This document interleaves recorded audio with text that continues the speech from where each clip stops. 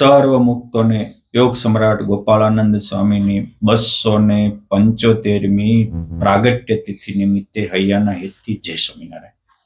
પાલા મુક્તો પહેલા ભાગમાં આપણે જોયું કે ગોપાળાનંદ સ્વામી જેવું ચિંતવે એવું થતું, બોલે, બ્રહ્માંડો ડોલે, સંકલ્પ કરે, સૃષ્ટિ ફરે અને જે ચિંતવન કરે તે તત્કાળ સિદ્ધ થાય. કારણ તો એ ગોપાળાનંદ સ્વામીની વિશેષતા જણાવતા એ જ ગોપાળાનંદ સ્વામીની સાથે રહેનારા મહાન સંત બાલકૃષ્ણાનંદ સ્વામી એક દોહામાં લખે છે કે યસ્યાતિ પ્રેમ રજવા વ્યવધૂત ચરણા શ્રી હરિ ધર્મ પુત્રો યત્કિંચિત કાર્ય માત્રે ક્વચિદપી નૈયાત એવ યસ્માત પૃથક્ત્વમ ભૂમેર ગંધેન યદ્વત વૃષતનુ જનુષા તેન સંબંધમાપ્તમ ગોપાળાનંદ સંગમ મુનિવર મનઘમ નૌમિ નિત્યમ શરણ્યમ.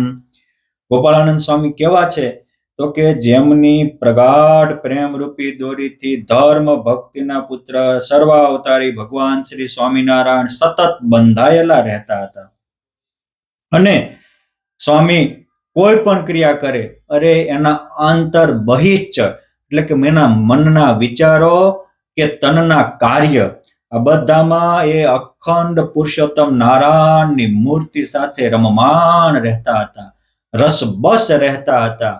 એ દેહથી ખસેલા અને મૂર્તિમાં વસેલા સંત હતા અને એટલે જ જેમ અગ્નિ તેજ મૂકે નહીં, જળ રસ છોડે નહીં, પૃથ્વી ગંધ છોડે નહીં, એમ ભૂમેર ગંધેન યદ્વત વૃષતનુજા તેન સંબંધ માપ્તમ, જેમ જળને રસને સંબંધ છે, તેજને અગ્નિને સંબંધ છે, ભૂમિને ગંધને સંબંધ છે, એમ ગોપાળાનંદ સ્વામીને પુરુષોત્તમ નારાયણને એકાત્મતાનો સંબંધ હતો.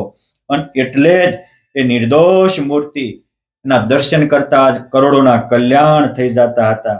અને એટલે જ એની માટે મોટા મોટા સંતોએ લખ્યું કે કેવા હતા તો કે આઠે અંગ સુયોગ સિદ્ધ કરીને ધ્યાને ધરે શ્રી હરિ આપેલા અદ્ભુત પ્રૌઢ પરચા શ્રીજી પ્રતાપે કરી આપેલી પદવી પ્રતિનિધિ તણી પોતે પ્રભુ એ વળી તે ગોપાળ મુનિન્દ્ર યોગી વરને પાયે પડું છોલળી. પુરુષોત્તમ નારાયણે જેને પ્રતિનિધિની પદવી આપી હતી તે પુરુષોત્તમ નારાયણનું પ્રતિનિધિત્વ કરતા હતા. અને એટલે તો જ્યારે ગોપાળાનંદ સ્વામી વડોદરામાં આવ્યા અને કૃષ્ણશંકર શાસ્ત્રી પગમાં પડીને કહે છે કે સ્વામી ભૂલ થઈ ગઈ છે, ત્યારે સ્વામીએ કીધું કે જા, ગ્રહણ નહીં થાય. ગ્રહણ શા માટે અટક્યું? સ્વામી તો આ બેઠા હતા. ગ્રહણ થવું એ તો સૂર્યની પ્રક્રિયા છે અને આખી ગતિના નિયમો છે, પરંતુ પુરુષોત્તમ નારાયણ સાથે એકતા હોવાથી, જેમ કરોડો બ્રહ્માંડમાં પુરુષોત્તમ નારાયણની સત્તા હોવાથી સ્વામીની પણ ત્યાં સત્તા હતી. અને એટલે જ સ્વામીની ઈચ્છાથી કરોડો બ્રહ્માંડમાં જેમ પવનના લહેર કે પત્તા ફરે એમ બ્રહ્માંડની ક્રિયાઓ ફરતી હતી એ ત્યાં હતા. એટલે ત્યાં વ્યાપીને રહેલા હોવાથી એ ક્રિયાને એ બદલી શક્યા હતા. અને એટલે તો ગોપાળાનંદ સ્વામી વડોદરામાં હોય અને શ્રાવણી પૂનમ બળેવનું પર્વ આવે, રામચંદ્ર વૈદ કે મારે બ્રાહ્મણોને જનોઈ બદલાવાનો ઉત્સવ કરાવવો છે અને સરસિયા તળાવને કાંઠે 700 જેટલા બ્રહ્મદેવો ભેગા થાય. ગુરુદેવ ગોપાળાનંદ સ્વામીને પણ આમંત્રણ આપે, બધા માટે ત્યાં સરસ મજાની રસોઈ પકવાનવા તૈયાર થતા હોય. એક બાજુ બ્રહ્મદેવો બધા બેસી અને બધી જનોઈ બદલવાની વિધિઓ કરતા હોય. એમાં ગોપાળાનંદ સ્વામી સ્વામિનારાયણ સ્વામિનારાયણ સ્વામિનારાયણ સ્વામિનારાયણ આવી રીતે ધૂન કરતા જાય. અને સ્વામીને જોતા જ અમુક તેજોદ્વેષી બ્રાહ્મણોના હૈયામાં ઈર્ષાની જ્વાળા ફૂટે. રામચંદ્રને કહે છે કે ગોપાળાનંદ નહીં અને કાં અમે નહીં. ત્યારે રામચંદ્ર સ્વામીના પગ પકડીને કે સ્વામી શું કરવું? સ્વામી કે શાંતિ રાખો, જેને જ્યાં જવું હોય ત્યાં જવા દો, પરંતુ તમારે કોઈ કરવાનું નથી. આમના ક્રિયાના કરતલ પુરુષોત્તમ નારાયણ છે. અને એટલે 250 જેટલા બ્રાહ્મણો રિસાઈને ભાગી જાય અને એક બાજુ પોતાનો ચોકો કરવા તૈયાર થાય અને પછી જ્યારે નાવાનું બોલું થાય તો આને તો વિધિ તૈયાર હતી. બધા જે રામચંદ્ર વૈદ સાથે હતા એ 350 બ્રાહ્મણો સ્નાન કરી રે અને પછી જ્યાં ઓલા નાવા જાય ને ગોપાળાનંદ સ્વામી પોતાના જમણો પગનો અંગૂઠો બોલે ત્યાં એ વિઘાયક માં પથરાયેલું સરોવર સ્વામીના પગના અંગૂઠામાં એનું પાણી આવી જાય. પછી તો બ્રાહ્મણો બીજું એક વાયડાઓ સરોવર હતું ત્યાં જાય ત્યારે ગોપાળાનંદ સ્વામી કે વૈદ્યરાજ આ મને તો સ્નાન કર્યું પણ મારી લાકડી સ્નાન કરવાની બાકી. અરે સ્વામી, લાકડીને સ્નાન કરાવવાનું ક્યારેક ક્યારેક એની પણ જરૂર પડે, જાઓ તમે ઘોડી લઈ. ઓલા બ્રાહ્મણો પગે એ પેલા મારી લાકડીને ત્યાં જળનામાં બોળજો.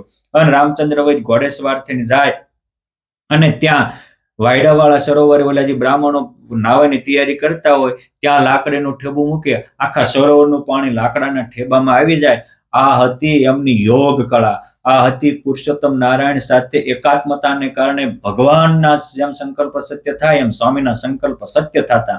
અને એટલે તો રામજી જોશીએ પૂછ્યું, સ્વામી તમારી સામર્થ્ય કહો. ત્યારે ગોપાળાનંદ સ્વામી બોલ્યા કે અમે શું સામર્થ્ય દેખાડીએ, સામર્થ્યના ધણી તો સ્વામિનારાયણ ભગવાન છે, પરંતુ જે અમે કરીએ એ કરોડો બ્રહ્માંડમાં કોઈ ઉથાપી ન શકે.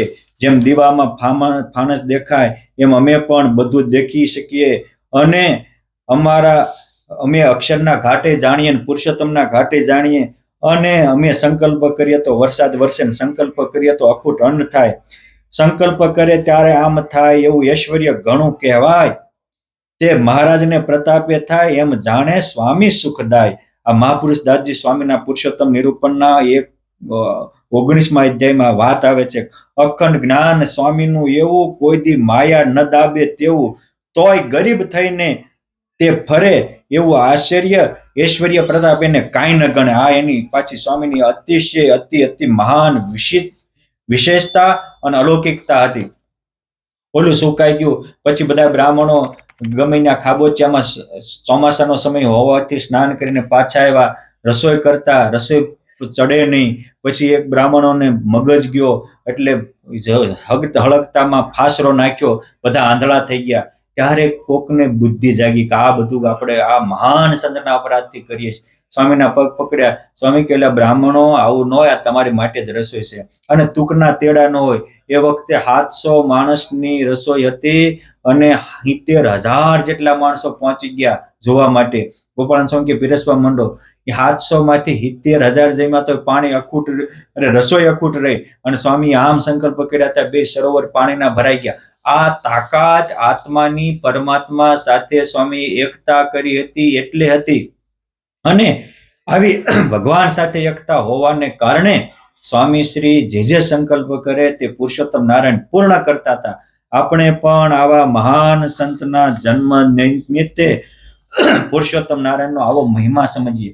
મુખ્ય ભગવાનનો મહિમા છે ભગવાનને જ કરતા માનવા. અને એટલે તો કાળા ઉનાળામાં વડોદરાવાસીઓ પગે લાગ્યા અને કહ્યું, સ્વામી અન્ન વિના પીડાય છે સૌ, કાળ પડ્યો જાણે છે સૌ, માટે મરશે અને જીવવાની કોઈને આશા નથી, માટે વરસાદ કરો તો સારું. અને પછી બેસી ભજનને મંડળી અને એ મંડળી બેઠી ત્યાં તો વર્ષો વરસાદ તત્કાળ કાળા ઉનાળામાં મેઘ. અને પછી બધા આવી લાગ્યા પાય કહે, ધન્ય તમે મુનિરાય. બોલ્યા ગોપાળ સ્વામી તે પ્રત્યે જે થયું તે શ્રીજીની સામર્થ્ય, બીજા કોઈથી કાંઈ ન થાય. ઠાલા ભૂલ્યા ફોગટ ફૂલાય. એમ પરચા કેટલા કવ થયા, ગોપાળ સ્વામીને બહુ કહેતા લખતા ન આવે પાર, કહે નિષ્કુળ આનંદ નિર્ધાર. આ ગોપાળાનંદ સ્વામી આવા લાખ લાખ પરચાઓ થયા. એ આ ગોપાળાનંદ સ્વામીની જીવન ગાથા 3 ભાગમાં બધા જ પ્રસંગો, એમની સ્થિતિ, એમની અલૌકિકતાનું રહસ્ય લખ્યું છે. આપ પણ આનું વાંચન શ્રવણ કરજો. પણ આટલું સામર્થ્ય થાય તો પોતે અકર્તા રહે. જે અકર્તા રહેવું એ જ મોટી સાધુતા છે. અને આ સાધુતાને કારણે ભગવાન સ્વામિનારાયણ ગોપાળાનંદ સ્વામીને વશ વર્તતા હતા. અને એટલે તો ગોપાળાનંદ સ્વામીની યોગ કળાની આ પરાકાષ્ઠા હતી. ગોપાળાનંદ સ્વામીની બ્રાહ્મી સ્થિતિની પણ એ પરાકાષ્ઠા હતી. નંદ સંતોએ લખ્યું છે કે યોગી નામ અપી યોગીન્દ્ર સ્વયમી જીતમાનસ, ગુપ્તિ શક્તિ ધરો નિત્ય, ગોપાળાનંદ સંગનિક. ગોપાળાનંદ સ્વામી યોગીઓમાં પણ યોગ સમ્રાટ હતા. તમામ ઇન્દ્રિયો અંતઃકરણને જીતેલા હતા અને તમામ આધ્યાત્મિક અને અલૌકિક શક્તિ ગુપ્ત રીતે એમાં કરોડો બ્રહ્માંડોને ઉપજાવે નાશ કરે એવી રહેલી હતી. વળી શતાનંદ સ્વામી સત્સંગી જીવનમાં લખે કે અષ્ટાંગ યોગ સિદ્ધશ્ચ બ્રહ્મનિષ્ઠો દઢ વ્રત સ્વામિનારાયણસ્યાજ્ઞા ભક્તો શ્રી ગોપાળાનંદ સંગનિક. ગોપાળાનંદ સ્વામી કેવા હતા? તો કે ભગવાન સ્વામિનારાયણના પરમ ભક્ત હતા અને એની ભગવાનની આજ્ઞાના ભક્ત હતા. આ બહુ સમજવા જેવું છે. આજે માણસો ભગવાનના ભગત થાય પણ આજ્ઞાને તો એક બાજુ મૂકીને ચાલતા હોય.